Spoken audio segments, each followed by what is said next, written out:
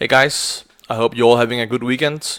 I just want to run over the rules and explain a bit about the rules in case there are any doubts. So the starting roster for each team gonna be one QB, two running backs, two wide receivers, one tight end, two flex spots which can be running back, wide receiver, or tight end, and one defense. We got one flex spot more than usual, but it's mainly because the depth of our league or the depth of our rosters. You're gonna have a lot of players to pick from, basically. You got a 16 man bench, and you got three IR spots, and you can move a player to the IR as when he's doubtful, out, suspended, or placed on IR.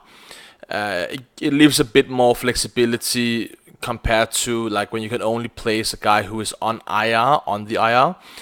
But it just you see so often that a guy is doubtful leading up to a game, and with the new kind of settings in the NFL, when a guy is doubtful, he never plays. Like it's 1 out of 50 times, if even. So doubtful, out, suspended, or on IR, you can move him to one of your three IR spots.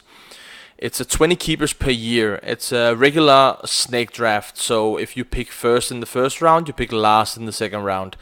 Next year, it's only gonna be a 5 round draft. We will do it likely in June, July, or maybe into the preseason. I mean, this year, if you drafted Darius Guys, it would have been a bummer.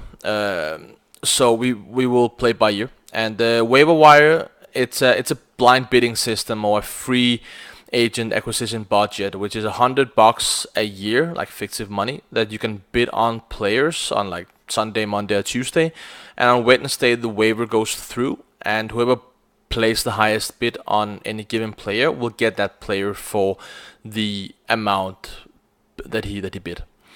And when dropping a player, there is a 24-hour waiver period as well. After 24 hours, the player will become a free agent. It's two divisions and 6 teams are making the playoffs. It's going to be the 6 best teams who makes the playoff. First and second gets by. And playoff is going to be week 14, 15, and 16. And the trade deadline is going to be week 11. In the off season, you can still make trades though. It's just between week 11 and week 16, I guess, or 17, where there's going to be no trades allowed, basically. And the scoring rules, it's all gonna be decimal scoring. So passing, rushing, receiving, all gonna be decimal scoring. But to round it up, it's 1 point for every 25 passing yards, so 0.04 per passing yard.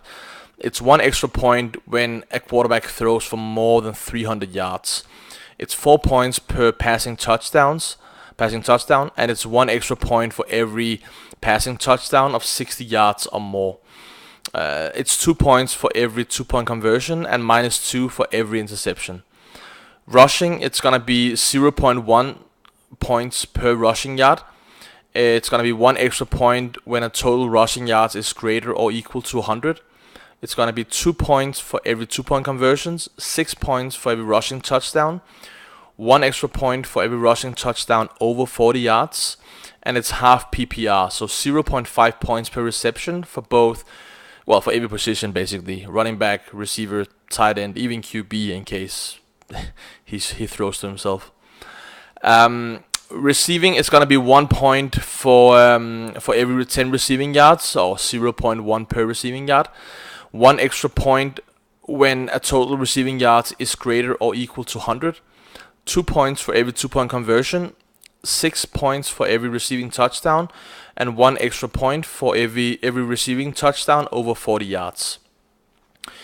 A fumble is -2, but only if it's a fumble lost. Returning, it's going to be 6 points for kick return or punt return, which applies to both the player and the defense. So if you have, let's say, Tyreek Hill, and he takes a punt return to the house or kick return to the house, he will get 6 points, and so will the Kansas City defense as well. So the defense scoring is fairly standard. It's going to be 2 points for every interception, 1 point for every sack, 2 points for every fumble recovered, 2 points for every safety, 6 points for a defensive touchdown, 2 points for every conversion return, 1 point for every field goal blocked, and 1 point for every punt block. If your defense allows 0 points exactly, which would be the starting score, that's 10 points. It's 7 points for allowing between 1 and 7. It's 5 points for allowing between 8 and 13. 4 points for allowing between 14 and 20. 2 points for allowing between 21 and 27. And 1 point for allowing over 28 points. And this is only for allowing offensive points. So if there is a special team or a defense score against your team defense, it's not gonna count towards them or against them. The tiebreaker rules in a matchup will be first, if it's even, which is really rare when you use decimal scoring, but if it's even, it's gonna be the most total starter touchdown, who's the tiebreaker, and the second tiebreaker is the highest bench total, and the third tiebreaker is the highest individual starter score. So if you have David Johnson or Tom Brady going off, it's gonna be their points, your highest individual starter score that counts. In case of tiebreakers for the playoff, it's gonna be the best head-to-head record as the first tiebreaker, and the second tiebreaker will be the most average points per game. Regarding trading and vetoing, I'm strongly against vetoing, and I want to say though, it's really important that people play to win, also towards the end of the season. I know it's nice having the first overall or second overall pick next year, but I expect people to play to win all the way through the season, even though you can make the playoffs in week whatever 11 or 12.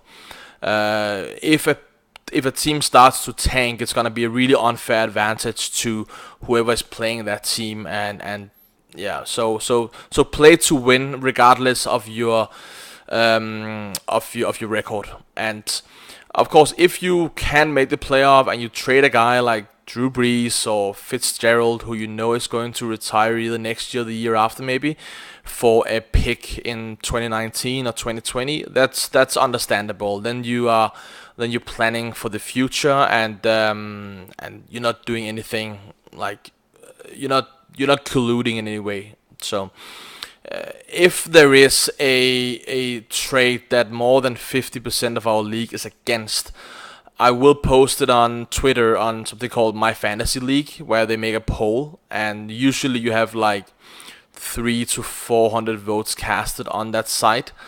And if it's more than 70-30 against the trade of public, basically, then it will normally reflect that it was either collusion or a heavily lopsided trade.